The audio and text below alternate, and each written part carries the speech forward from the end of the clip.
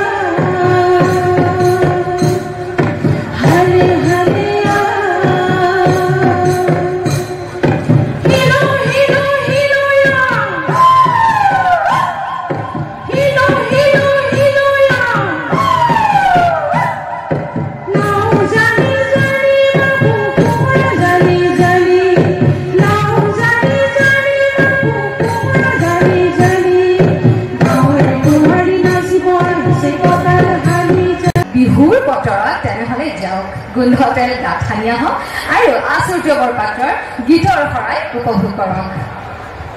বাদ্যযন্ত্ৰৰ শিল্পীসকল মঞ্চলৈ ইতিমধ্যে আমি আমন্ত্ৰণ জনাইছোঁ।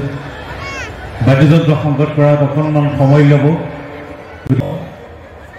এক মিলন তীৰ্থ সদৃশ এই অসমখনত যুগ যুগ ধৰি অসমীয়া জাতিয়ে বিশ্বৰ দৰবাৰত নিজৰ শক্তি, সামৰ্থ্য, ধৈৰ্য, বীৰ্য, সংস্কৃতি, সাহিত্য, শিক্ষা সকলো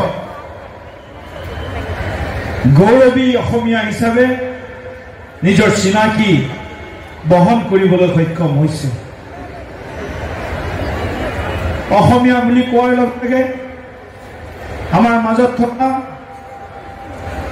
ৰাভা, বড়ো, কাৰ্বি, আহোম, মৰাণ, মটক, চুতীয়াৰ পৰা আৰম্ভ কৰি একেবাৰে আমাৰ গোৰ্খাৰ পৰা আৰম্ভ কৰি আমাৰ 200 বছৰ আগতে অসমলৈ অহা আমাৰ আদিবাসী জনগোষ্ঠীসকললৈ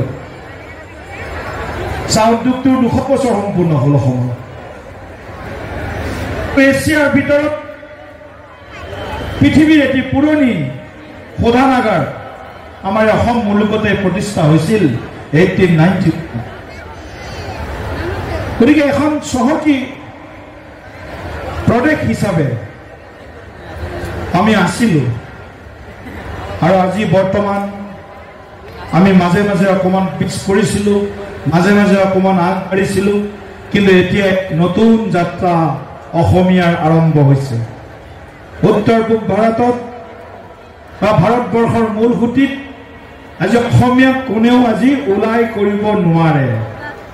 এনেকুৱা শক্তি, সামৰ্থ্য আমি গোটাবলৈ সক্ষম হৈছোঁ। এয়া কোনো আমাৰ কাৰণে নতুন অভিজ্ঞতাও নহয়। 17 বাৰ যদি মোগলক এই অসম ভূমিৰ পৰা বীৰ পৰাক্ৰমেৰে এই আক্ৰান্তক খেদি পঠিয়াব পাৰিছিল ভাৰতবৰ্ষৰ বুৰঞ্জীত, ভাৰতবৰ্ষৰ ইতিহাসত সেই জাতিটো হৈছে অসমীয়া জাতি। সেয়ে আমি এই জাতিটোৰ যি সহ্য যি ইতিহাস, আমাৰ যি বুৰঞ্জী, আমাৰ যি পৰম্পৰা, আমাৰ যি সংস্কৃতি, সমূহক আমি অনাগত দিনত আৰু অধিক শক্তিশালীভাৱে বিশ্বৰ 800 কোটি মানুহৰ মাজত আমি তুলি ধৰিব লাগিব। সিদিনা আমি আমাৰ প্ৰায় 10,000 আদিবাসী চাহ বাগানৰ বসবাস কৰা আমাৰ অসমীয়াসকলৰ মাজৰ অন্যতম জনগোষ্ঠী চাহ জনগোষ্ঠীৰ 10,000তকৈ অধিক শিল্পীয়ে ঝুমুৰাই বিনন্দিনীৰে বিশ্ব অভিলেখ সৃষ্টি কৰিবলৈ সক্ষম হৈছে। যোৱা বছৰ প্ৰায় 25,000 বিহুৱা বিহুৱতীয়ে আমাৰ বিহুক বিশ্ব দৰবাৰত গিনিজ ৱৰ্ল্ড ৰেকৰ্ড সন্নিৱিষ্ট কৰিবলৈ সক্ষম হৈছে। কেইদিনমান পূৰ্বে যিটো আমাৰ মুখৰ ভাষা, যিটো আমাৰ অন্তৰৰ ভাষা, হৃদয়ৰ ভাষা, আমাৰ মাতৃভাষা অসমীয়াই ধ্ৰুপদী ভাষা হিচাপে ভাৰতবৰ্ষৰ বুকুত স্বীকৃতি লাভ কৰিবলৈ সক্ষম হৈছে। এই এটা ক্ষেত্ৰত কেইদিনমান আগত স্বৰ্গদেউ চাওলুং চুকাফাই বা আহোম সাম্ৰাজ্য যি 600 বছৰ ইয়াত চলিছিল, আহোম স্বৰ্গদেউসকলৰ পবিত্ৰ যি মৈদাম চৰাইদেউ মৈদানেও বিশ্ব ইউনেস্কোৰ কালচাৰেল ছেকশ্যনত, সাংস্কৃতিক বিভাগত বিশ্ব ঐতিহ্য কেন্দ্ৰ হিচাপে স্বীকৃতি লাভ কৰিবলৈ সক্ষম হৈছে। এই আমাৰ প্ৰতিটো দিশত অসম আজি আগবাঢ়িছে। কেইদিনমান পূৰ্বে অসমত এডভান্টেজ আছাম 2.0 অনুষ্ঠিত হৈছে। মুখ্যমন্ত্ৰী ডক্টৰ হিমন্ত বিশ্ব শৰ্মা ডাঙৰীয়াৰ বলিষ্ঠ নেতৃত্বত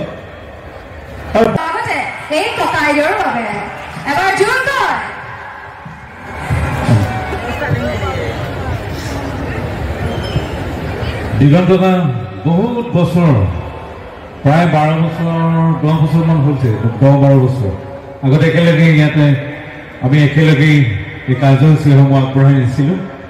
আজি সঁচাকৈ দেখি মোৰ মনটো সঁচাকৈ কিমান আনন্দিত লাগিছে মই নিজে ক'ব পৰা নাই। সঁচাকৈ ভাল লাগিছে, আচলতে ভবাও নাছিল চাগে। সেইকাৰণে এইটো গীত আছিল, আপোনালোকে জানেনে?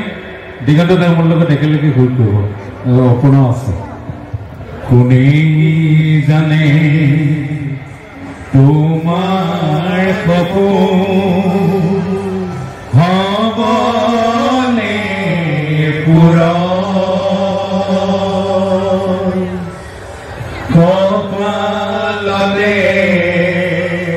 লিখা আছে তোমাৰ কি সপোন।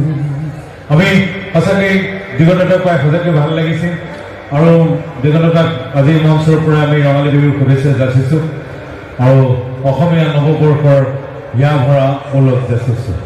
এতিয়া দিগন্তদাক ওচৰত পাই বহুত ভাল লাগিছে বুলিতো আমি আলোচনা কৰিলোৱে। এফাকি বিহু গীতৰ সুৰতো মোৰ মনলৈ আহিছে, এই যে কেৰুমণি ধুৰীয়া গাঁও খাৰু জুৰীয়া, একেলগে গাওকচোন দাদা। কেৰুমণি ধুৰীয়া গাঁও খাৰু জুৰীয়া। শিল্পী আচুৰ্য বৰপাত্ৰ। সেইখিনিতে কাইলৈ হ'বলগীয়া অনুষ্ঠান সম্পৰ্কেও আপোনালোকক জনাই থৈছোঁ।